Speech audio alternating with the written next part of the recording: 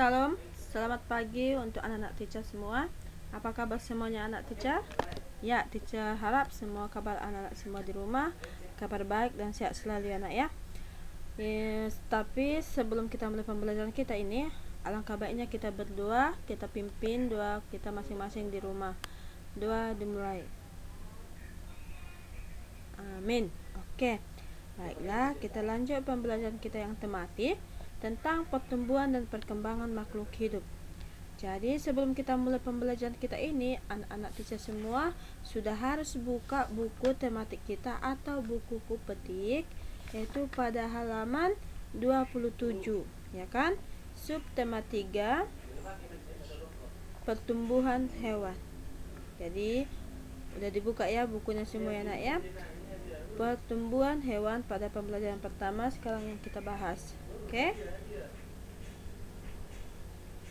Selanjutnya untuk anak-anak teacher mau bertanya, yaitu pernahkah kamu melihat ayam bertelur? Ya, kalau dikatakan pernah melihat ayam bertelur, tentunya pernah ya, karena ayam ini sangat dekat dengan kita. Jadi untuk anak-anak teacher mungkin atau anak-anak teacher belum ada memelihara ayam ataupun tidak pernah memelihara ayam selama ini, mungkin anak teacher pernah melihat ayam di tetangga kita, di lingkungan kita, karena ayam ini sangat dekat dengan kita. Bahkan ayam ini juga kadang sering kita sering makan sebagai lauk pauk kita ya anak ya. Kemarin kita sudah membahas yaitu tentang kalau ayam itu termasuk kemana, dia mengandung apa ya kan, mengandung protein yang bagaimana ya. Ayam ini termasuk, kita ulang ke minggu yang lalu, yaitu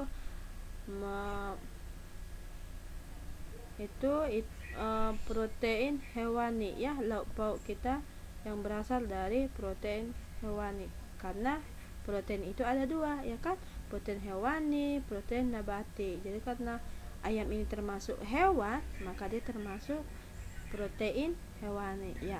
Itu hanya sekilas aja, anak-anak bisa ingat kembali ya pembelajaran kita sebelumnya.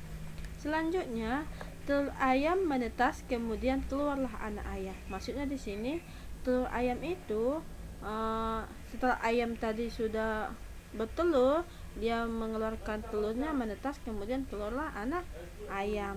Tapi selanjutnya anak ayam itu tumbuh menjadi ayam dewasa. Setelah ayam betina dewasa menghasilkan telur kembali, dan seterusnya. Begitulah telur seterusnya. Setelah dia dari telur menetas menjadi anak ayam, kemudian menjadi ayam dewasa. Ayam dan hewan lain juga mengalami pertumbuhan dan perkembangan. Bukan cuma ayam aja yang mengalami pertumbuhan atau perkembangan, tetapi hewan-hewan lain juga mengalami pertumbuhan dan perkembangan. Kita perhatikan selanjutnya ya. Selanjutnya di sini pertumbuhan dan perkembangan pada hewan. Setiap makhluk hidup mengalami perkembangan dan pertumbuhan. Hewan melakukan perkawinan atau perkembangbiakan untuk melanjutkan hidup dan meneruskan keturunan atau generasinya. Jadi untuk anak-anak teacher harus ketahui kenapa hewan contohnya ayam tadi bisa semakin banyak, karena di sana melakukan adanya perkawinan atau perkembangbiakan untuk melanjutkan hidup terus menerus dan mempunyai keturunan. Jadi kalau mereka tidak berkawin atau tidak berkembang biak, maka hewan itu kalau dia sudah habis akan punah. Kan kalau tidak mempunyai keturunan maka akan punah.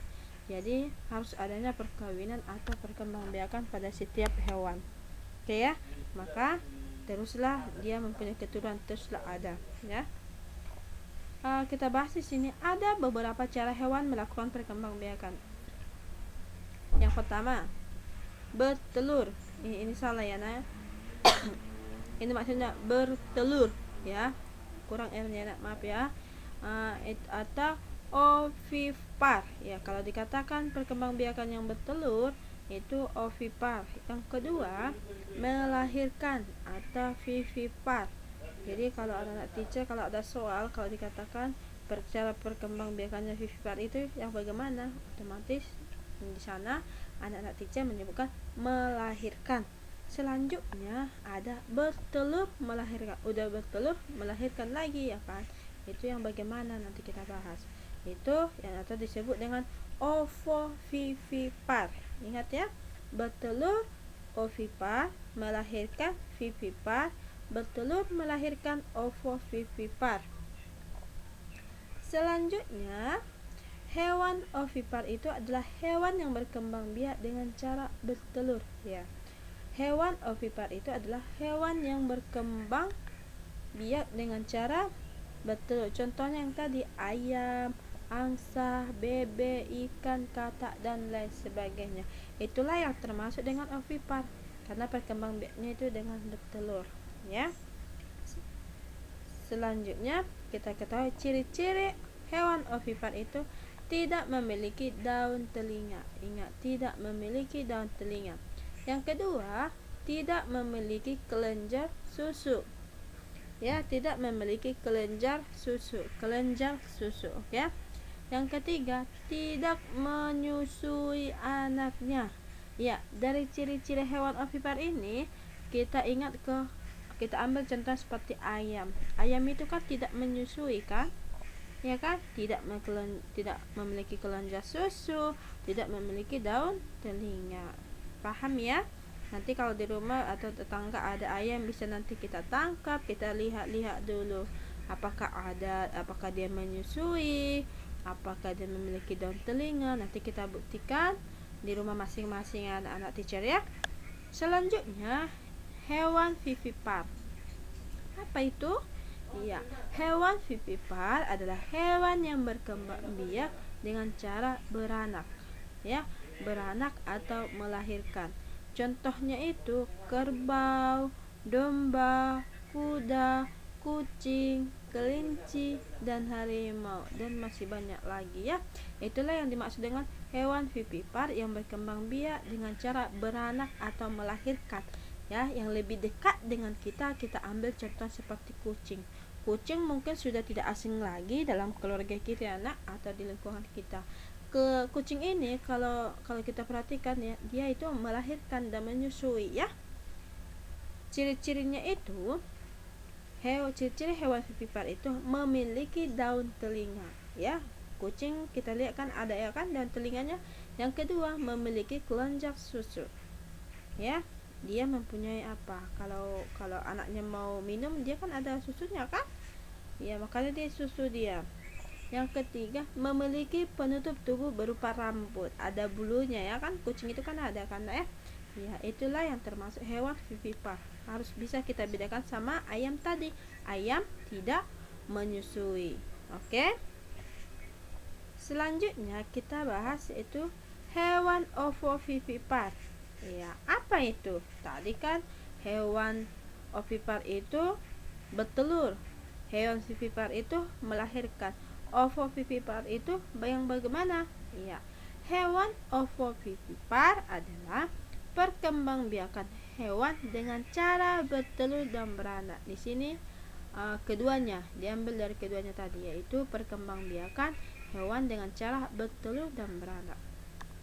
Embrio atau sel telur hewan ovovivipar berada dan berkembang biak di dalam telur. Akan tetapi, telur tersebut masih berada di dalam tubuh induk sampai telur itu menetas. Ya. Setelah menetas, induk akan melahirkan individu baru. Selama berada di dalam tubuh induk, embrio tersebut mendapatkan asupan makanan dari cadangan makanan di dalam telur tersebut. Ya, harus dipahami ya. Kalau hewan ovovivipar itu adalah perkembangbiakan hewan dengan cara bertelur dan beranak. Jadi di dalam perutnya itu, induknya itu dia sampai bertelur baru menetas. Kita bahas selanjutnya, hewan ovovivipar itu pada dasarnya tidak mempunyai ciri khusus ya. Tidak mempunyai ciri khusus dalam bentuk tubuhnya. Hanya saja perbedaan itu berada pada saat induk bertelur sampai melahirkan. Hampir seluruhnya hewan yang berkembang biak secara ovovivipar itu mempunyai bentuk tubuh mirip dengan hewan ovipar.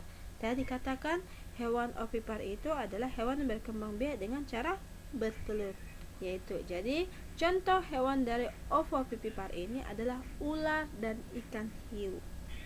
Ya, dia bertelur dan langsung melahirkan. Oke, ingat ya, contohnya itu ular. Sekarang kita bahas yaitu tentang daur hidup hewan. Tadi kita sudah membahas yaitu tentang pertumbuhan hewan, pertumbuhan dan perkembangan pada hewan, yaitu yang ada terbagi tadi atas 3, yaitu ovipar, vivipar, dan ovovivipar. Jadi harus tahu apa itu pengertian dari ketiga jenis pada pertumbuhan dan perkembangan hewan tersebut. Oke ya, harus tahu cara hewan melakukan perkembangbiakan itu ada tadi 3, yaitu bertelur atau ovipar, melahirkan atau vivipar, dan ketiga bertelur melahirkan atau ovovivipar. Harus ingat ya anak-anak kita semua. Selanjutnya kita akan membahas daur hidup hewan. Yang bagaimana ini, ya kan? Kita perhatikan daur hidup hewan yang ada di buku kita halaman 33. Bisa dibuka ya, halaman 33. Ya, daur hidup merupakan suatu proses yang dialami makhluk hidup. Daur hidup pada makhluk hidup dimulai dari makhluk tersebut lahir. Ya, daur hidup ini merupakan suatu proses yang dialami makhluk hidup. Daur hidup pada makhluk hidup itu dimulai dari makhluk tersebut lahir. Ini dimulai sejak sudah lahir. Daur hidup hewan dibagi itu menjadi 2. Yang pertama itu daur hidup tanpa metamorfosis. Yang kedua, daur hidup hewan dengan metamorfosis. Daur hidup tanpa metamorfosis yang bagaimana? Ya, daur hidup tanpa metamorfosis itu diawali dari lahirnya atau menetasnya hewan baru yang bentuk tubuh induknya. Pada daur hidup tanpa metamorfosis ini, hewan hanya mengalami perubahan ukuran tubuh namun tidak mengalami perubahan bentuk. Ya. Contohnya seperti ayam, ya. Kalau kita perhatikan ayam setelah menetas, ya kan, setelah anak ayam itu kita perhatikan dia bentuknya, udah sampai dia dewasa atau bahkan besar menjadi induknya atau menjadi jantannya, bentuk ayam itu tetap, ya kan, tetap seperti itu, tidak ada yang berubah. Paling yang berubah ukurannya, yaitu ada yang dari kecil makin besar, ya kan. Tapi kalau bentuk tubuh atau bentuk ayam itu yang mungkin dari kecil dia sayapnya jadi ke kiri dua-duanya, dia kalau udah besar jadi ke kanan dua-duanya, bukan itu ya. Dia tidak mengalami perubahan bentuk, melainkan perubahan ukurannya dari kecil nanti makin besar. Itulah yang dikatakan sama halnya dengan kucing. Kucing juga kalau kita lihat dari kecil sampai besar bentuknya itu sama, tidak ada yang berubah. Cuma ukuran tubuhnya yang membesar yang akan berubah. Jadi paham ya, daur hidup tanpa metamorfosis. Seperti contoh yang ini. Setelah ayam dewasa atau induk ayam bertelur, ya, dikatakan di sini dia sudah ada telur. Inilah telur ayam. Setelah itu anak ayam ini menetas, ya kan, dari telur dia menetas. Kita perhatikan bentuknya seperti ini. Sampai dewasa pun dia, anak ayam ini tumbuh menjadi ayam dewasa, tetap seperti ini, sama, tidak ada perbedaannya, ya kan. Cuma besar tubuhnya aja yang berbeda. Tapi kalau bentuk ayamnya yang seperti ini, kakinya tetap seperti ini, besarnya juga pasti sama. Bisa nanti diperhatikan anak-anak kecil di rumah atau ditanya bapak, mama, atau kakak abang, ya. Kalau dikatakan contoh dari daur hidup tanpa metamorfosis itu salah satunya itu yang paling dekat sama kita itu ayam. Kalau tidak kucing, ya. Bisa paham sampai situ ya, anak ya. Jadi selanjutnya tentang yang kedua itu tadi, yaitu daur hidup hewan dengan metamorfosis. Tadi kan kita sudah membahas yaitu daur hidup hewan tanpa metamorfosis. Jadi untuk selanjutnya, untuk pertemuan berikutnya nanti kita akan membahas yaitu daur hidup hewan dengan metamorfosis. Jadi untuk saat ini kita akhiri dulu sampai halaman itu halaman 33. Jadi yang kita bahas itu tadi sampai halaman 33, daur hidup tanpa metamorfosis. Jadi untuk anak-anak teacher, tugas di rumah bisa kita lihat pada halaman 31. Ya, di situ ada ayo berlatih. Di halaman 31 kerjakanlah ya, ayo berlatih yang ada di buku halaman 31. Apakah hewan berikut berkembang biak dengan cara vivipar? Tadi dikatakan hewan vivipar itu adalah dengan cara melahirkan. Jadi kita perhatikan, berilah tanda centang atau X atau tidak ya kan pada tabel berikut. Di halaman 31 itu ada sebuah tabel. Jadi di sana kita akan menentukan di mana hewan yang berkembang biak dengan cara vivipar. Kita pilih ya, kita checklist. Kalau dia memang melahirkan, kita checklist. Bagaimana ciri-ciri yang lain, atau memiliki daun telinga atau tidak memiliki kelenjar susu. Jadi di sana kita tentukan. Jadi anak-anak teacher bisa dikerjakan di buku latihannya atau lanjut di buku paketnya. Nanti anak-anak teacher langsung kirim sama teacher ya. Jangan lupa anak ya. Jadi kalau ada yang belum paham untuk anak-anak teacher, bisa nanti ditanya sama teacher langsung ya anak ya. Jangan lupa tugas dari yang sebelumnya, yang kemarin yang belum dikumpul langsung dikumpul. Jangan sampai teacher sebut nanti namanya di grup. Baik anak ya, paham sampai situ? Jadi untuk anak-anak teacher, mungkin pembelajaran kita pada saat ini sampai di sini. Jadi kalau ada pertanyaan tadi yang teacher bilang, bisa ditanya sama teacher.